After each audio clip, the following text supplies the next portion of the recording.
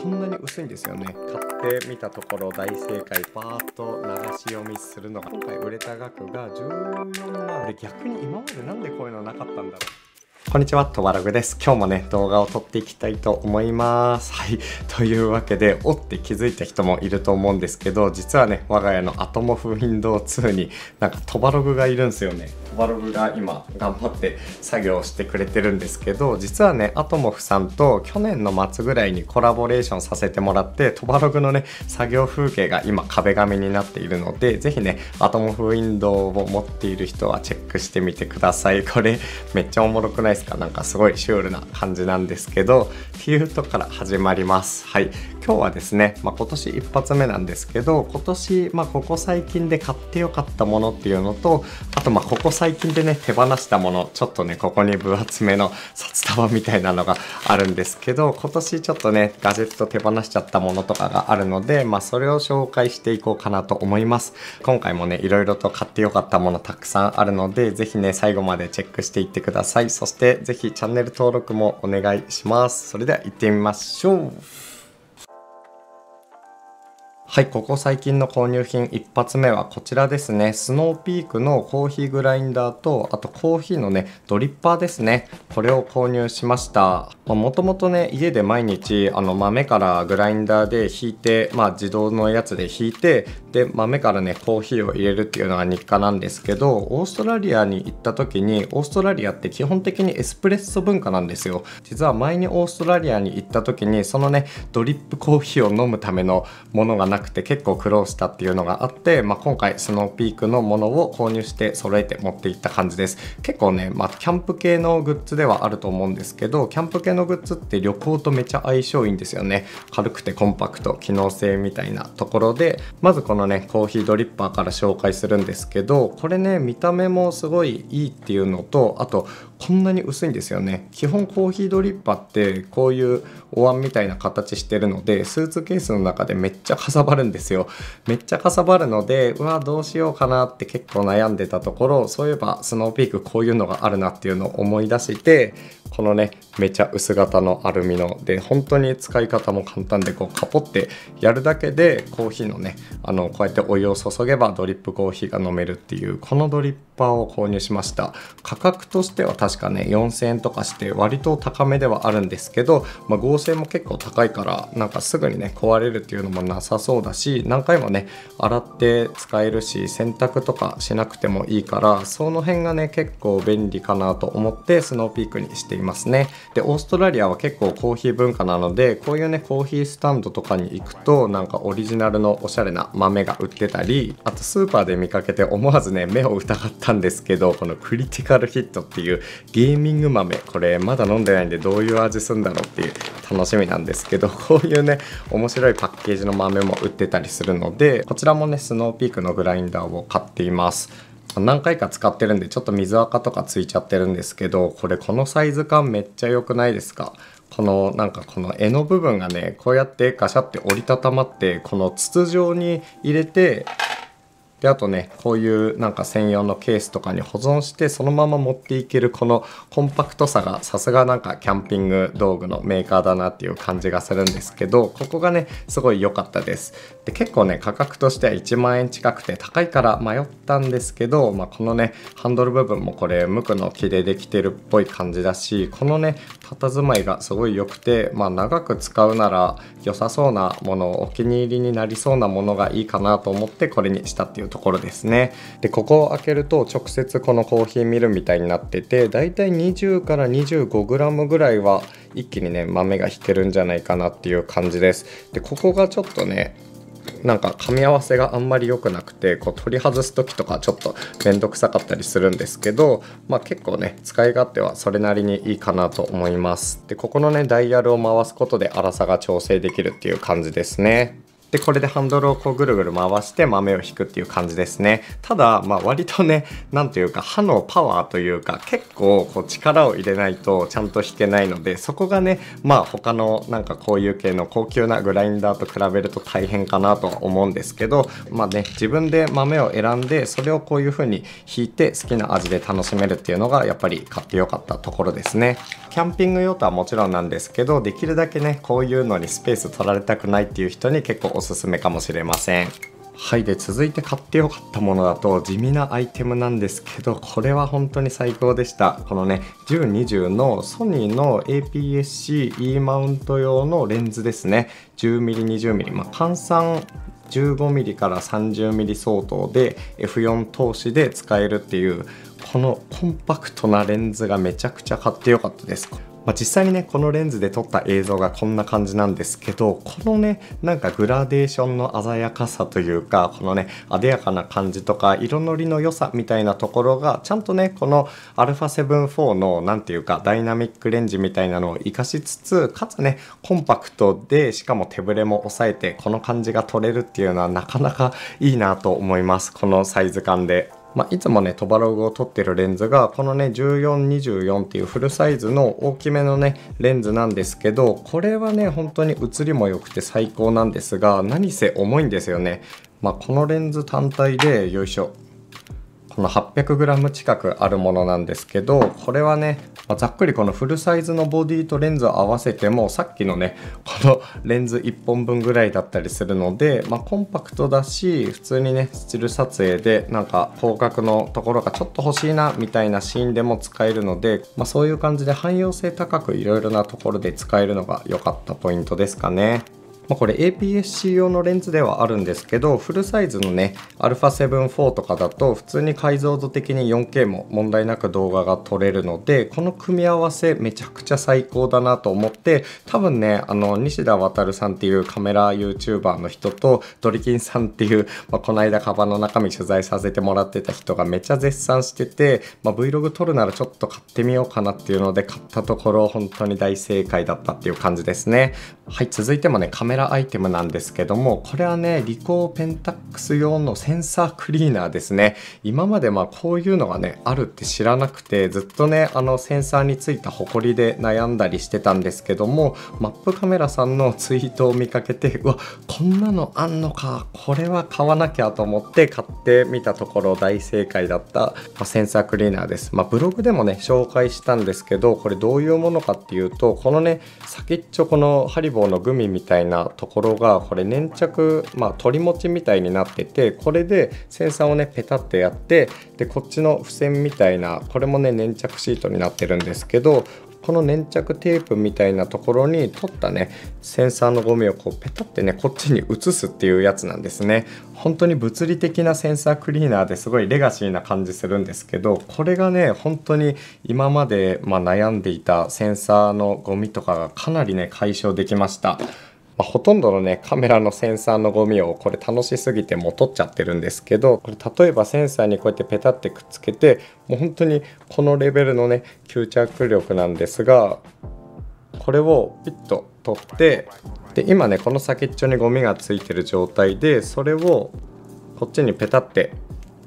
移すとこっちにねゴミが吸着されて、これでねもう一回何回でもセンサーの端から端までこうゴミがペタッとホコリが取れるっていうアイテムですね。基本的にはこの粘着テープの枚数には限りがあって、だいたいね40枚ぐらい確か入ってたと思うんで、40回の使い捨てではあるんですけど、かなりね精度よくというかめっちゃ気持ちよくこの貼り付いてたようなホコリも取れるし、それでね気持ちよく撮影ができるのであればかなり安い買い物だなっていうところで、このペンタックス用のセンサークリーナーはいいですね。はい、続いてね購入してよかったもの、僕の足元にあるんですけども、これですね。よいしょ。この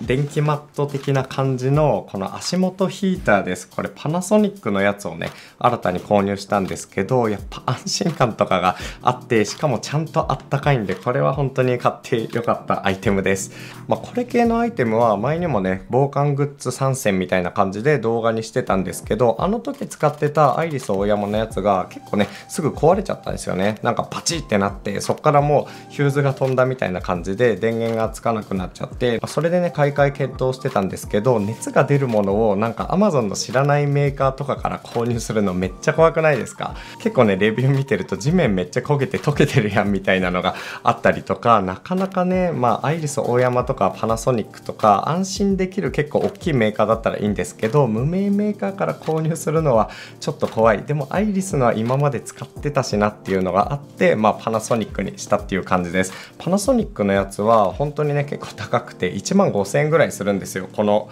サイズ感で。Amazon で売ってるこういうアイテムの相場の3倍ぐらいはするんじゃないかなと思うんで、結構ね勇気いる買い物だったんですけど、さすがねこの辺大手メーカーだけあってちゃんとされてるなっていう感じがあります。強弱のポイントは2段階しかなくて、弱だとね真冬だとちょっと寒いかなって感じなんですけど、強にすると結構足元の下のこの辺までねちゃんとあったかいんですよね。こういう系って結構ムラがあるイメージあるんですけど、パナソニックのやつだともう本当に端から端まで結構ちゃんと暖かいので、その辺がやっぱ信頼できるなっていうところと、そういうね製品自体がちゃんとしてるっていうところはもちろんなんですけど、あとね大手メーカーの何がいいかって、仮にこれを購入して例えばね地面が溶けたとか火事になったみたいなのだとなんか逃げられないというか、みんなが知ってるメーカーだから、どちらかというとねネットで炎上してなんか株価がガクンと下がる方がパナソニックとか大手メーカーからすると怖いところなので、それを考えると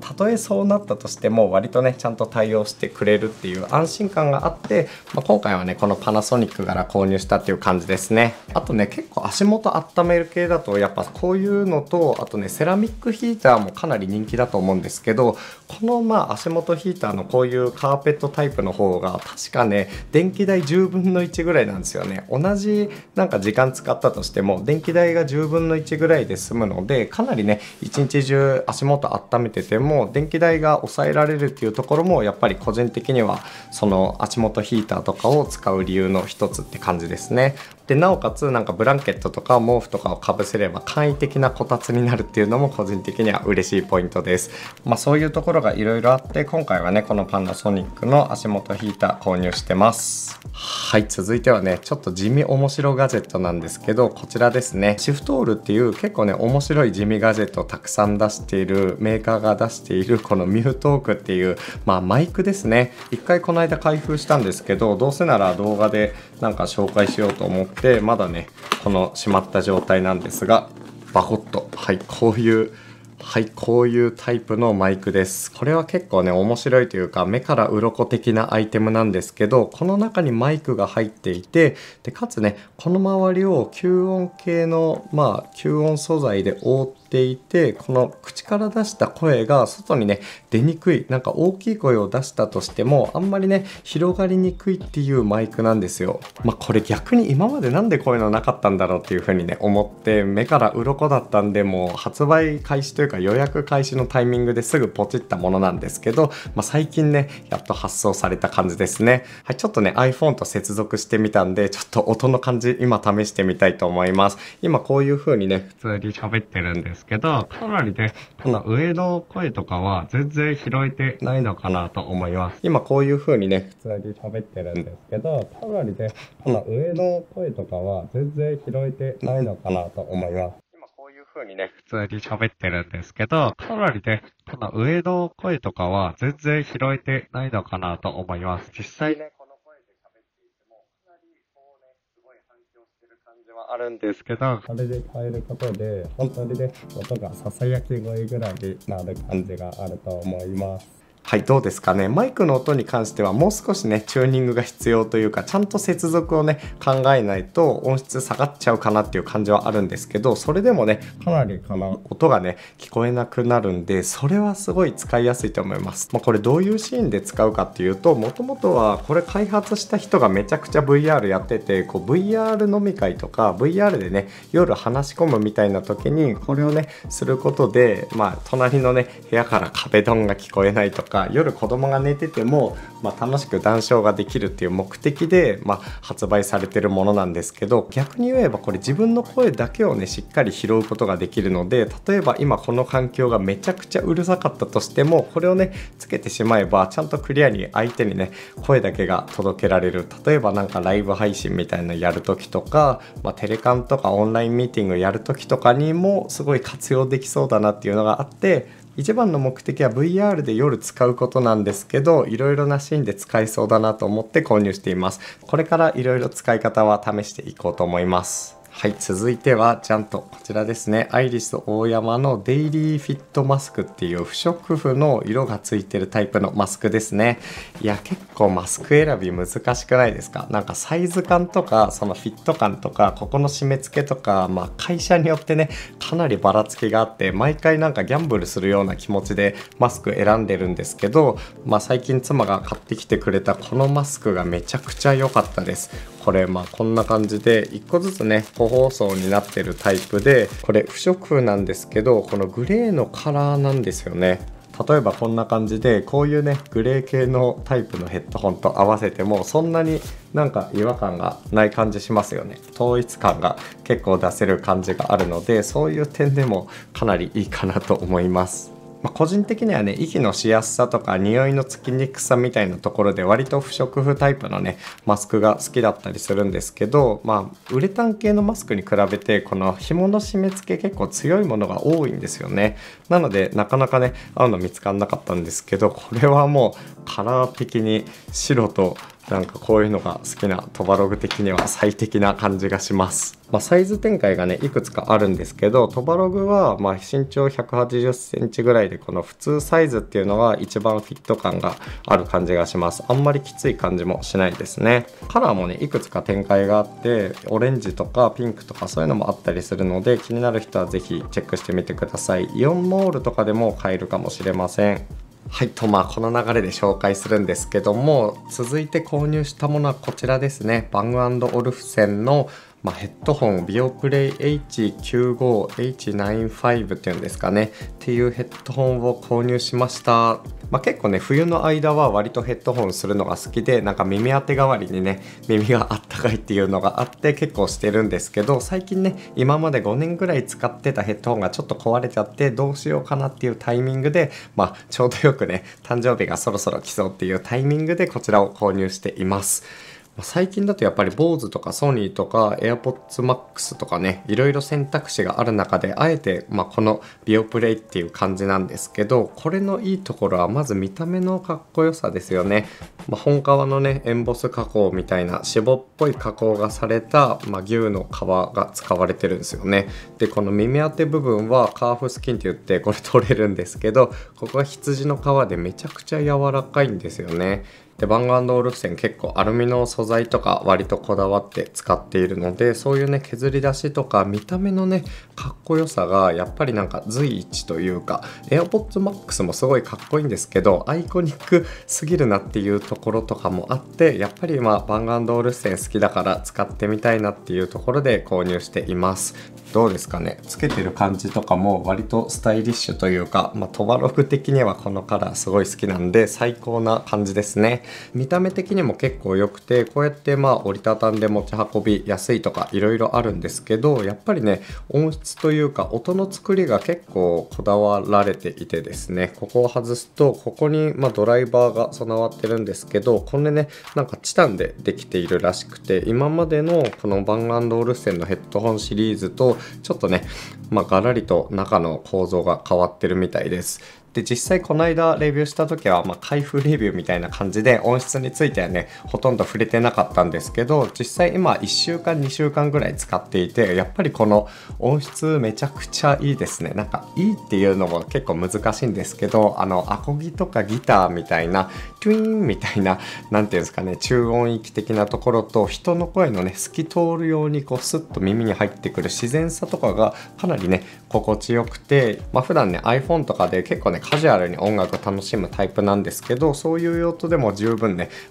このなんか音いいなって思わせてくれるところが最高ですね。でなおかつここねくるくるって回すと自然にね外音取り込みモードができるんですよ。 AirPods Max とかに結構外音取り込みの感覚近いんですけど、一応ねそれよりも前に発売はされているので元祖的な感じで、かなり自然にねこう耳つけた状態で、作業しながら家族が声をかけてきても反応できるとか、コンビニにいる時とかはね結構外しちゃうんですけど、そういう人の声とかも全然問題なく聞こえてくれるっていう、なんかねそこの使いやすさも結構いいかなと思います。で、このねワイヤレスノイズキャンセリング系のヘッドホンってやっぱ進化が著しくて、本当に1年経つごとにね音質とかノイキャンのねこの感覚も全然変わってくるみたいな、あと Bluetooth のバージョンもどんどん変わって電池持ちも良くなるとかいろいろあるんですけど、そこの見た目の質感と音質のすごいいいところ、そしてバッテリーの持ちもノイキャンオンで40時間近く持つし、いろいろね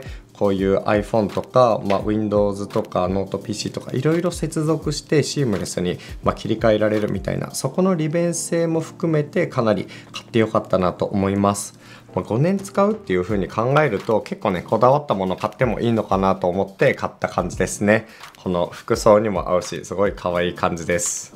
はい、続いて購入したガジェットだとこのギラギラと光沢感があるんですけど、 Wi-Fi ルーターですね。これはTP リンクのやつで、なんと 4G のネットワーク回線に対応したモバイルルーターというか、据え置き型のSIM が刺さるルーターです。これはね急遽オーストラリアでネットで購入したものなんですけど、もともとはねこの TP リンクのモバイルトラベルルーターみたいなのを使って、これでねオーストラリアでしのぐ予定だったんですね。これは普通にホテルの有線 LAN からイーサネットケーブルを挿して、そのままねこれが Wi-Fi ルーターになる。そしてホテルの Wi-Fi があったとしてもこれでWi-Fi を取り込んで自分のねプライベートネットワークを作ってくれるっていう、めちゃ快適じゃんみたいなものだったんですけど、そもそもねオーストラリア Wi-Fi がちょっと微妙というか、 Wi-Fi の親回線が本当に1メガ BPS しか出ないとか、しかもねネットに接続するためにわざわざ、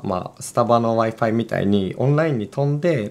ログインしないといけないみたいな、そういういろいろ煩わしさがあってなかなかねこれを活用できなかったんですよね。その代わりね安いプリペイド SIM がめっちゃ安く売ってるんですよ。なんかスーパーで見た時に100ギガで2000円ぐらいで売ってて、なんかセールっぽかったんですけど、最初はね iPhone のテザリングとかでやってたんですけど、動画をねアップロードする時に結構時間がかかったりするので、2時間とかずっとその間家から出れないみたいな感じになるのを考えると、1回線契約してこれで室内専用 Wi-Fi 飛ばした方がいいのかなっていうので購入した感じです。もしかしたらね国内ですでに 5G モデルとかもあるかもしれないんですけど、これはね 4G 専用ですね。ここにナノ SIM カードじゃないな、ミニ SIM カードでしたっけ、マイクロ SIM カードかな、なんかナノ SIM より一回り大きい SIM を挿して、でかつねここにPC を有線 LAN 接続とかもできるので、割と普通にテザリングする時よりも速度はかなり速かった気がします。普通に30メガ BPS とか出たので、ホテルの1メガ BPS の回線とかよりは全然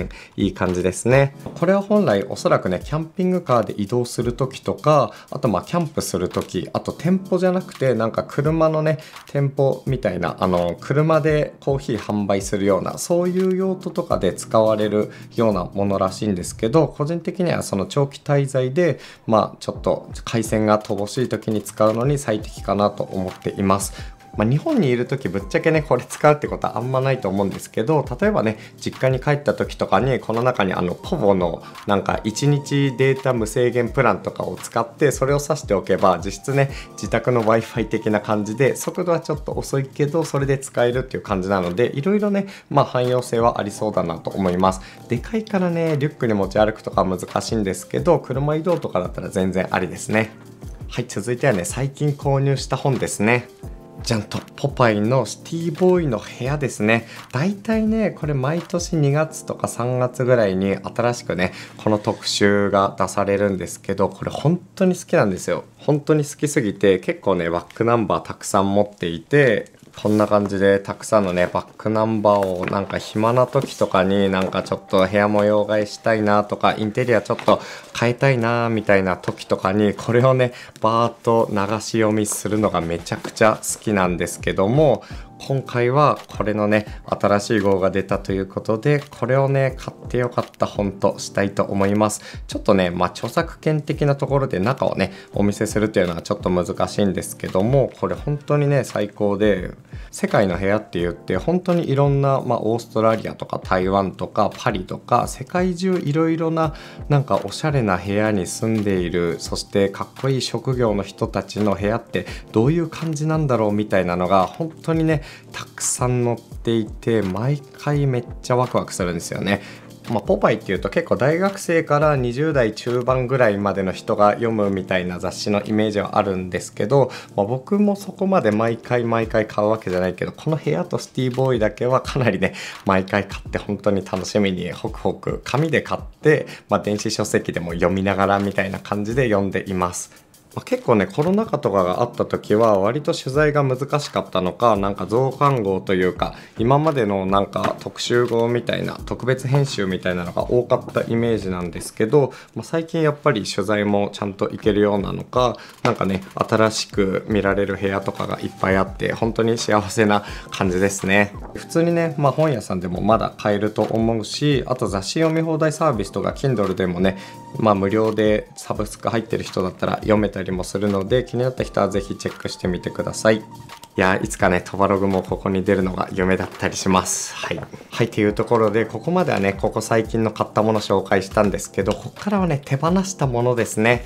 手放したものは結構最近年末だったっていうのもあって粗大ゴミ的なのはねいろいろ出したんですけども、実はちょっとしたガジェットを売却しに行って、その時のね封筒がそのまま残っています。本当に適当な封筒なんでこの間うっかり捨てそうになったんですけど、めっちゃね大金が入っていて、うわ危ねえみたいな感じになったんですが、今回はですねジャンパラでこれまで僕が使っていた iPhone 13 Pro Max の 1TB 版と、あとGoPro のねヒーロー10を買ったものがあったんですけど、今11があるのでそれをね売却しています。使ってないガジェットを売っただけなのにこんなにね大金が手元にあるなんて、またこれで何のガジェット買おうかなっていう感じなんですけど、iPhone の方がね14手元にあるんで早く売らなきゃって感じだったんですけど、今回売れた額が14万3640円でしたね。買った時も20万円ぐらいしたんでそれなりに高い買い物ではあったんですけど、1年間毎日使って15万円近くで売れていました。で GoPro の方が購入金額は確か7万とか8万とかぐらいだったと思うんですけど、売値が3万3600円っていう感じですね。この辺ねメルカリとかで売った方が高い気はするんですけど、実際ねメルカリも10% 送料取られたりとか、送料じゃなくて手数料取られてさらに送料も取られるってなると、そこまでね手間の割にはなんか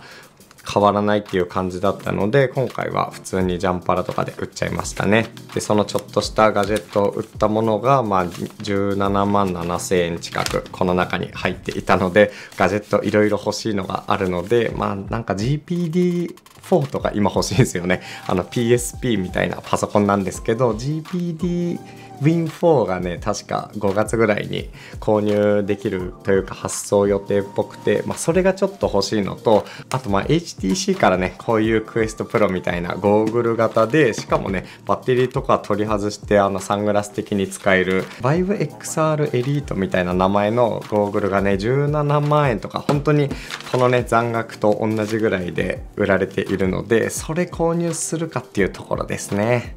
こういうねお金っていうのはガジェット交換券なので、何をね買おうかっていうのは本当に楽しみだったりするんですけど、今年もね、次の買ってよかったもので面白いものを紹介できるようにちょっと散財していこうかなと思います。はい、というわけで今回はこの動画を終わりにしようと思います。トバログでは結構ねカバンの中身とか、あとガジェットものとか、割とちょっとずれてるけど面白いみたいなアイテムが好きで紹介してたりするので、ぜひねバックナンバーとか他の動画もチェックしていってください。それで気に入っていただけたらぜひチャンネル登録お願いします。はい、というわけで次の動画でお会いしましょう。トバログでした。